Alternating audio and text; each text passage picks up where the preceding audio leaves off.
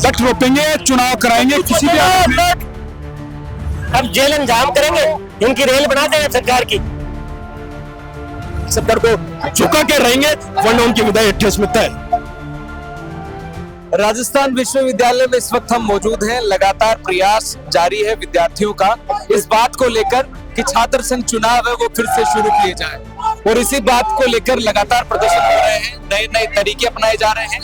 कभी जो है पूर्व मुख्यमंत्री अशोक गहलोत की अर्थी यहाँ से निकाली जाती है, तो कभी सरकार पर सीधा हमला बोला जाता है। और यहाँ पर इस वक्त जो है आज जो छात्र है भारी संख्या के अंदर एकत्रित होकर जो यहाँ से मुख्यमंत्री आवास का घेराव करने का प्रयास कर रहे हैं। और अभी यहाँ पर छात्र जो राजस्थान विश्वविद्यालय में एकत्रित हो रखे हैं, बात करते हैं कि आज जो है वो इनकी क्या मांग जो है लगातार वही रही है और आज क्या नए तरीके से प्रदर्शन करने वाले हैं। ये आप पब्लिक देख रहे हो ना, ये गवर्नमेंट बीजेपी की सरकार जब नहीं आई थी सत्ता में तब क्या बोल रही थी कि हम छात्र संघ चुनाव बहाल करवाएंगे, कि गहलोत जी ने तो बंद कर दिए, हम चालू करवाएंगे।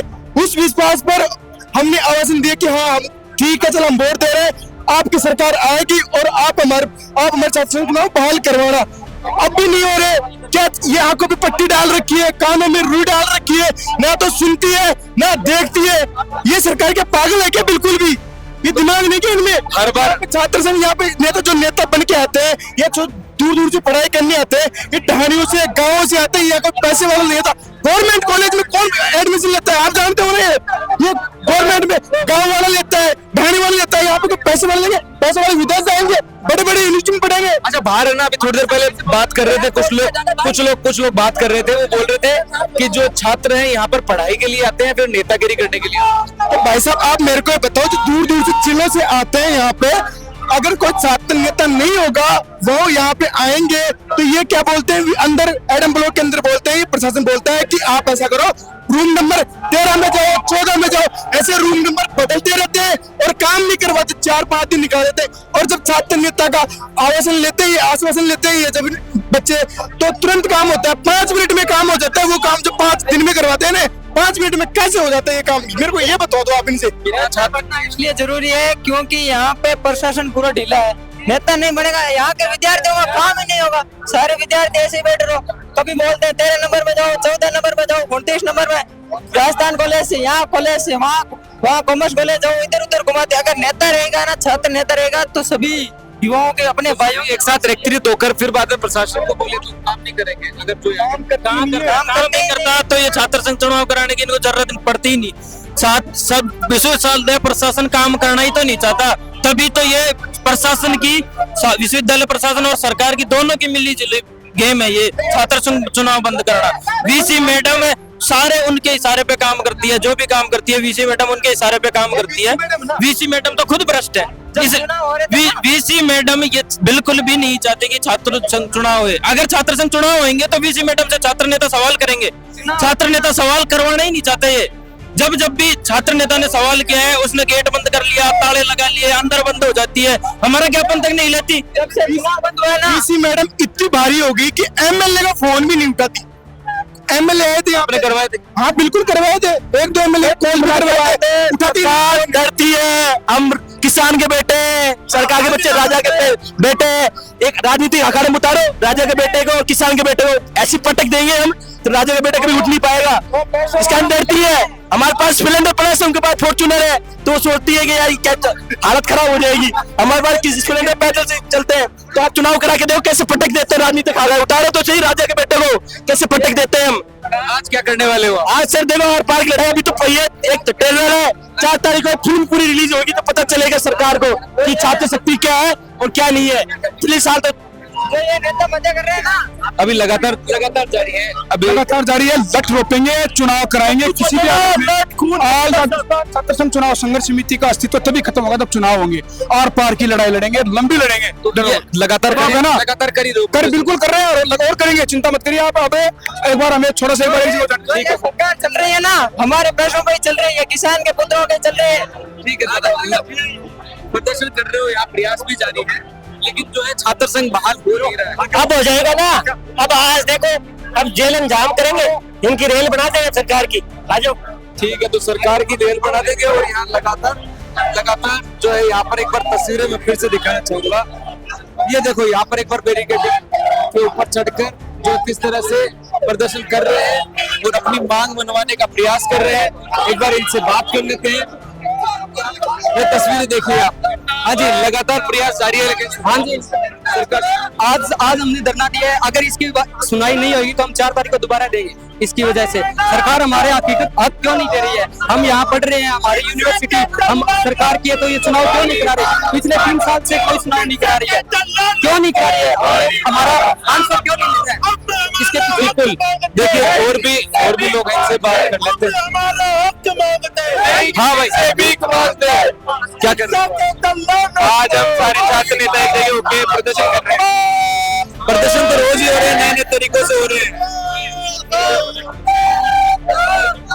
प्रदर्शन तो रोज ही हो रहा है लेकिन आज नया क्या कर रहे हैं? आज हमारी ये है, या तो आर और पार की लड़ाई करेंगे, या तो ये प्रशासन है और आज हम प्रशासन से ईंट की ईंट मिलाने का काम करेंगे। यदि अगर हमारा सरकार हमारी अगर मांगे पूरी नहीं करती, छात्र संघ चुनाव बहाल नहीं करती, तो हम आज ईंट से ईंट बजा देंगे और सरकार को उसकी नानी याद दिलाकर ही मानेंगे। कैसे दिलाओगे नानिया? या तो ये सरकार अपनी मनमानी करे, नहीं तो ये आज विश्वविद्यालय का चैलेंज मार्ग जाम होगा और मुख्यमंत्री आवास का घेराव करेंगे। मुख्यमंत्री आवास का घेराव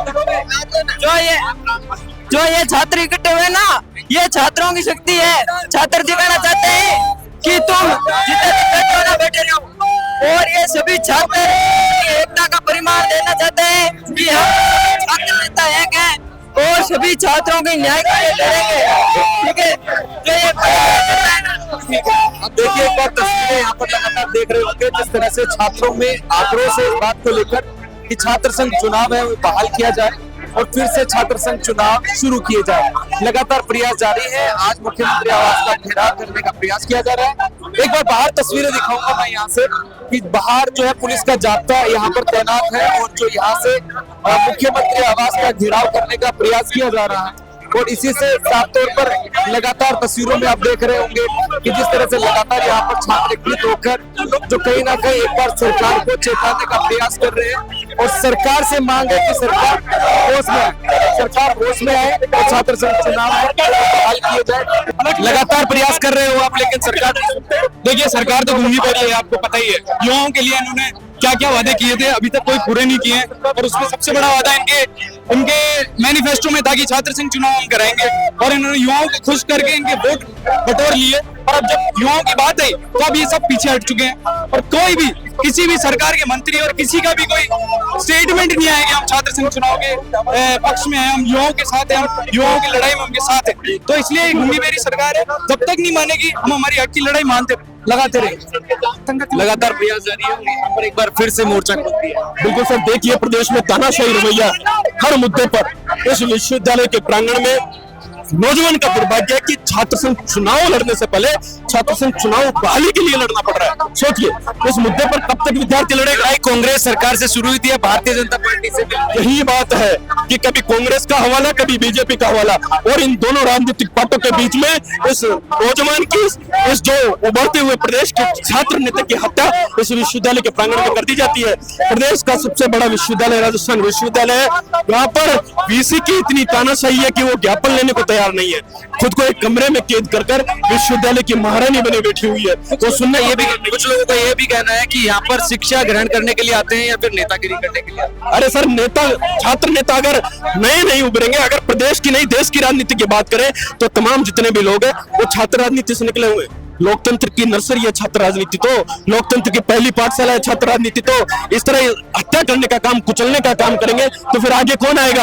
यहाँ पर गांव ढाणी से आने वाला नौजवान है, उसकी कोई सुनता नहीं है। प्रोफेसर अत्याचार करते हैं, क्लास टाइम पे लगते नहीं है, पंखे गिरते हैं, कभी दीवारें रहती है, विश्वविद्यालय प्रशासन वीसी की तानाशाही है। इन सबके खिलाफ अगर कोई बिगुल बजाने का काम करता है तो यहाँ का छात्र प्रतिनिधि छात्र नेता करता है। तो हमारी बदलाव सरकार से प्रोपेगेंडा आगे 4 तारीख को बड़े मास लेवल का आंदोलन है और बदलाव सरकार को झुका के रहेंगे, वरना उनकी विदाई 28 में तय।